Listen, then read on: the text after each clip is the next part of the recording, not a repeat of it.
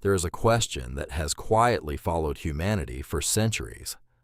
Why do some of the kindest, most honest, and most compassionate people often seem to struggle the most, while those who manipulate, deceive, or take advantage of others appear to move ahead? At first glance, it feels unfair. We grow up believing that if we are good to others, life will eventually reward us. We are taught that kindness always wins, honesty always pays off, and generosity always comes back. Yet reality often tells a more complicated story. Across workplaces, friendships, families, and even history itself, countless people have discovered that being a genuinely good person does not always protect them from disappointment. In fact, when kindness exists without limits, it can become something entirely different, a vulnerability that others learn to exploit. Human beings are social creatures, and our survival has always depended on cooperation.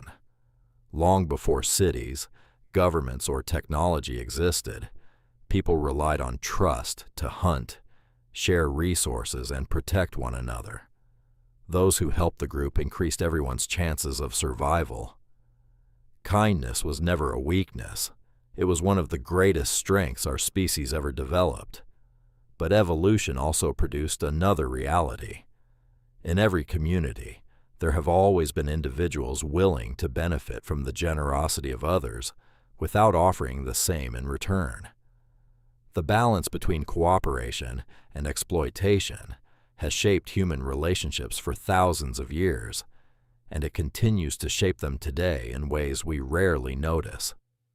The problem begins when kindness stops being a choice and becomes an obligation. Many people spend their lives believing they must always say yes, avoid conflict, forgive every mistake, and put everyone else's needs before their own. At first, this behavior earns praise. Others describe them as dependable, caring, and selfless. But over time, something changes. The more available they become, the more people begin to expect their generosity instead of appreciating it. What was once considered a gift slowly becomes an obligation. Suddenly, saying no feels like betrayal, even though saying yes has become emotionally exhausting. Psychologists have spent decades studying this pattern, often describing it as people-pleasing. People who constantly seek approval tend to measure their value by how useful they are to others. They fear rejection more than exhaustion. They apologize for things that are not their fault, volunteer even when overwhelmed, and sacrifice their own well-being simply to avoid disappointing someone else. Ironically, this rarely creates healthier relationships. Instead, it often attracts individuals who recognize these tendencies and quietly take advantage of them. Not every manipulative person consciously plans to exploit kindness, but many naturally continue accepting whatever is freely offered without questioning whether the arrangement is fair. This creates one of life's most painful paradoxes. The person who gives the most often receives the least. They become everyone's emotional support, everyone's problem solver, everyone's reliable friend. Yet when they need help themselves, the silence can be deafening. They realize that many of the relationships they invested in were built not on mutual respect, but on convenience. It feels like betrayal, but in many cases, it is simply the result of expectations that slowly formed over years, without anyone openly acknowledging them. Nature offers a fascinating comparison. Every healthy ecosystem depends on balance. Trees exchange nutrients through vast underground fungal networks, supporting one another during periods of stress. Animals cooperate in ways that improve the survival of entire groups. Yet no ecosystem can survive if one organism constantly consumes while giving nothing back. Eventually, resources become depleted, and the system begins to collapse. Human relationships work much the same way. Healthy friendships, families, and partnerships thrive because both sides contribute. The exact contributions may differ, but the commitment remains mutual. When only one person continues giving while the other only receives, the relationship gradually loses its foundation. Ancient philosophers understood this long before modern psychology gave it a name.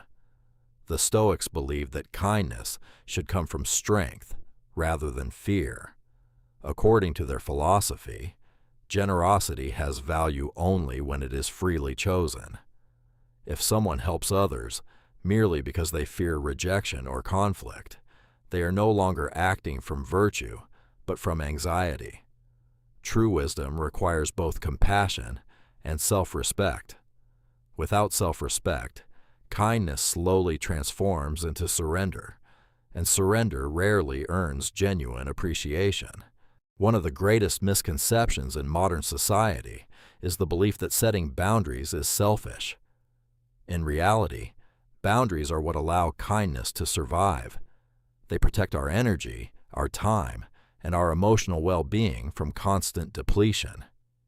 Imagine trying to fill everyone's cup while your own remains empty. Eventually, there is simply nothing left to give. The people who continue demanding more may not even notice your exhaustion because they have grown accustomed to your endless availability. What began as generosity has quietly become expectation. Interestingly, studies on assertiveness consistently show that people who communicate healthy boundaries are often respected more than those who never refuse a request. Confidence sends an invisible message. It tells others that your time has value, your energy has limits, and your life deserves protection. Most people instinctively respect individuals who respect themselves. This does not mean becoming cold or selfish. It means recognizing that kindness without limits eventually destroys the very person trying to practice it.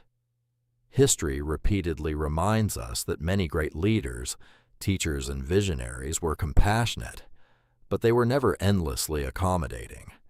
They made difficult decisions, accepted criticism, and understood that pleasing everyone was impossible. Leadership requires disappointing people from time to time, because every meaningful decision benefits some while frustrating others. The same principle applies to ordinary life. Whether you are a friend, parent, employee, or partner, trying to satisfy everyone often results in satisfying no one, including yourself. Perhaps the greatest danger of excessive kindness is not exploitation, but resentment. When people repeatedly ignore their own needs, frustration quietly accumulates beneath the surface. Years later, they begin wondering why nobody appreciates their sacrifices. The painful truth is that people cannot respect boundaries that were never expressed. Silence teaches others what we are willing to tolerate. Every unspoken yes becomes tomorrow's expectation, and every hidden frustration grows heavier with time. Learning to recognize the difference between kindness and self-sacrifice changes everything. Truly kind people understand that compassion includes themselves as well. They know when to help, when to listen, when to forgive, and when to walk away. They realize that protecting their peace is not an act of selfishness, but an act of wisdom. The strongest people are not those who endlessly carry everyone else's burdens. They are those who understand which burdens are truly theirs to carry. In the end, good people do not lose because they are kind. They lose when they believe kindness alone is enough to protect them from manipulation, imbalance, or unfairness. The world needs compassionate people, generous people, and honest people. But it also needs people who know their worth, defend their boundaries, and refuse to confuse love with unlimited sacrifice. Kindness is one of humanity's greatest strengths. But like every strength, it must be guided by wisdom. Without wisdom, kindness becomes vulnerability. With wisdom, it becomes one of the most powerful forces a person can possess.